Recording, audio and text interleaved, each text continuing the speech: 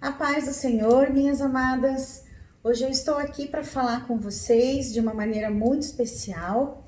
Hoje eu estou com a participação do meu esposo, que é pastor, ele também é médico neurocirurgião. E ele vai falar um pouquinho para nós mulheres sobre a ansiedade e a depressão. Nós estamos passando um período na nossa vida bastante conturbado com essa pandemia e nada mais importante do que falar um pouquinho sobre, a ansiedade e a depressão.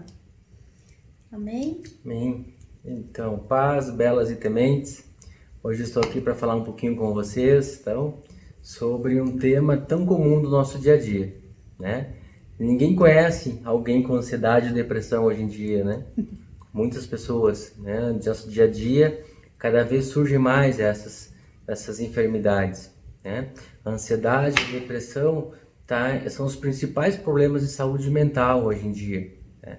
Para você ter uma ideia, 1 em cada 3 pessoas nos grandes centros urbanos sofrem de ansiedade. Infelizmente, as condições de vida atual favorecem esses problemas, né? Trazendo muito sofrimento às pessoas que passam por isso e também às suas famílias, que não se sentem muitas vezes incapazes de ajudar, né? De ajudar de alguma forma. Eu sempre falo que a ansiedade é excesso de futuro, depressão, o excesso de passado e estresse, o excesso de presente. Muitas vezes a gente reclama de falta de dinheiro, né? E passamos a ter medo do futuro por causa disso, né? Ter medo de perder a casa, de perder sua família, seu quarto. Não conseguimos relaxar.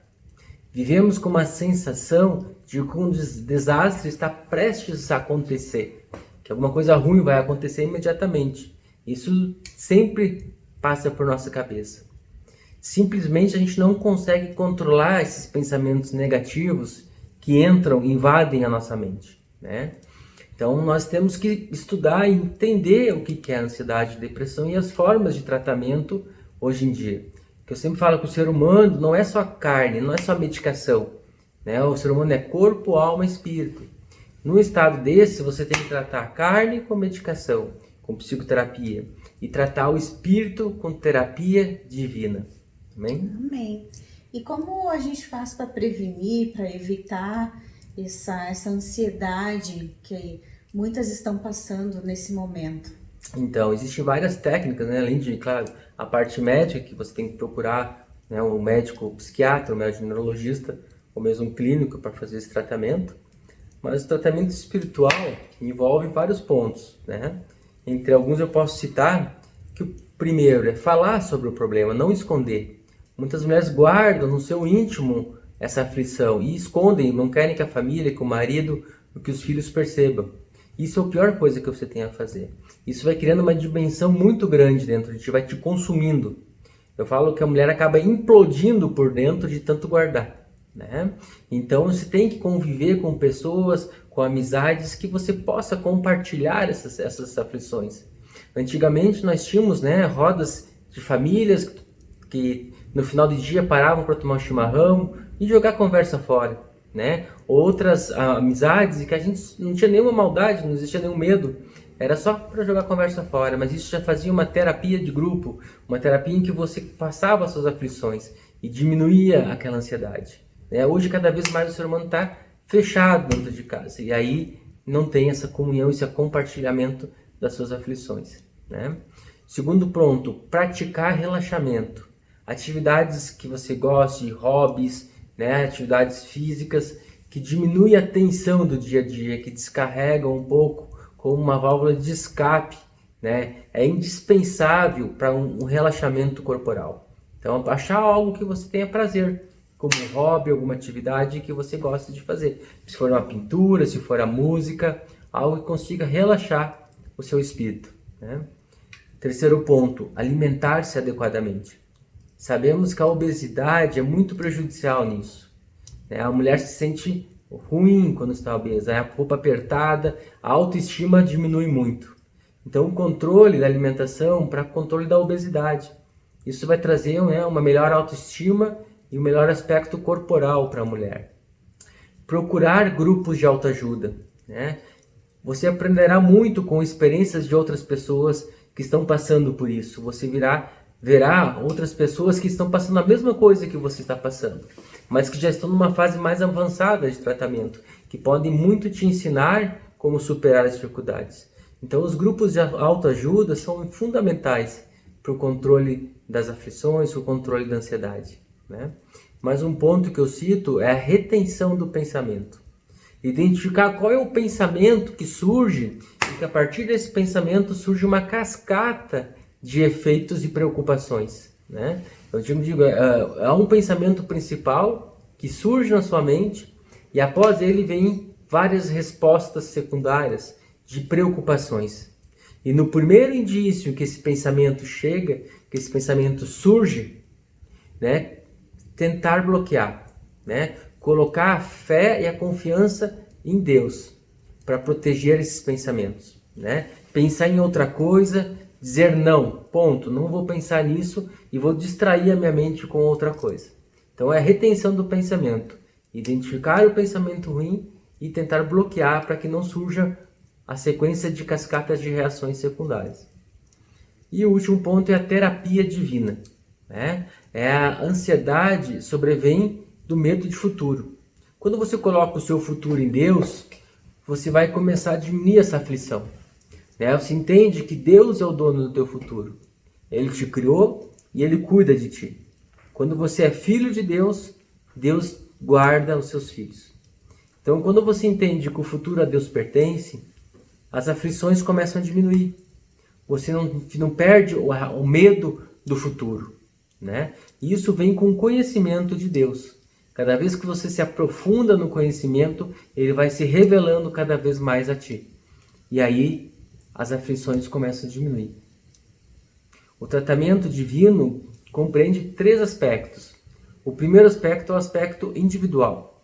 Conforme você vai conhecendo a si mesmo, né? Você vai influenciando a sua própria mente, entendendo que a vida não se resume a nascer, viver e morrer. Não, a vida é muito mais que isso, né? É uma perspectiva que vai além do aqui e agora.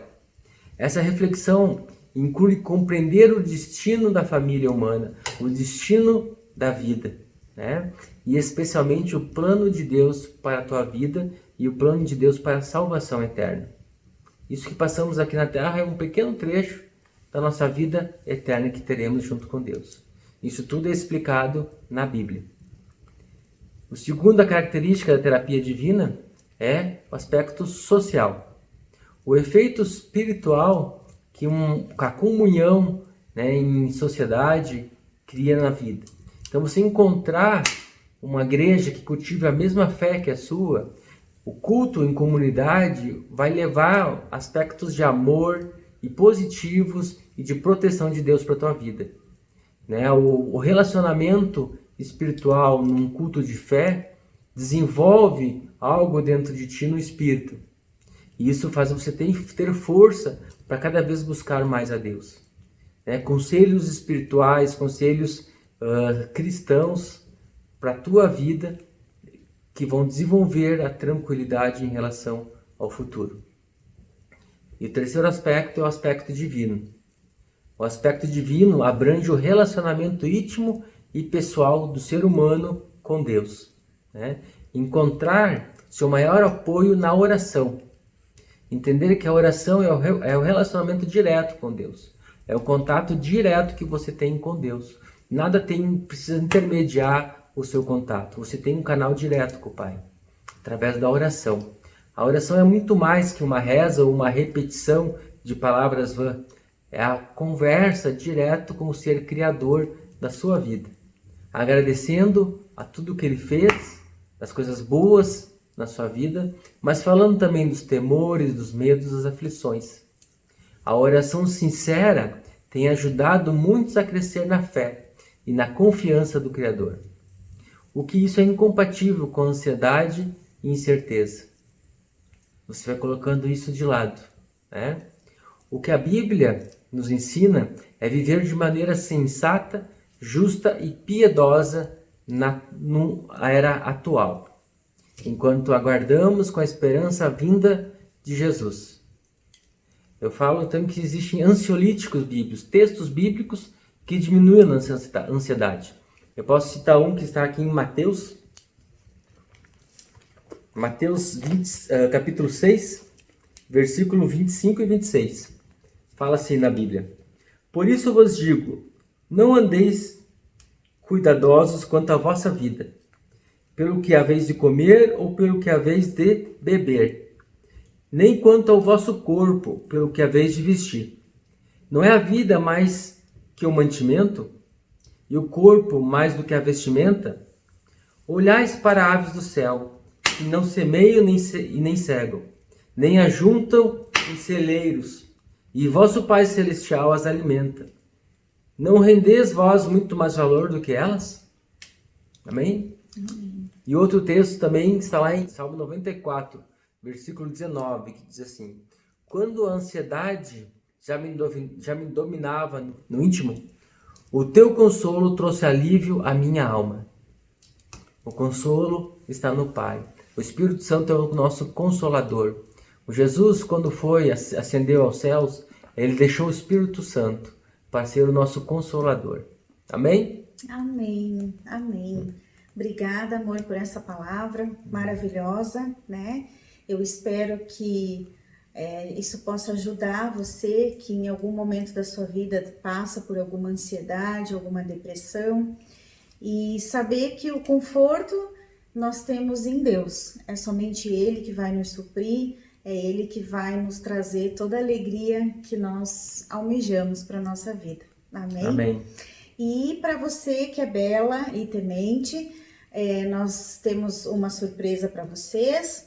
A partir de agora, nós vamos começar a divulgar nas nossas redes sociais o nosso buquê de maquiagem, para que você fique ainda mais bela, né? Você vai estar concorrendo a esse buquê.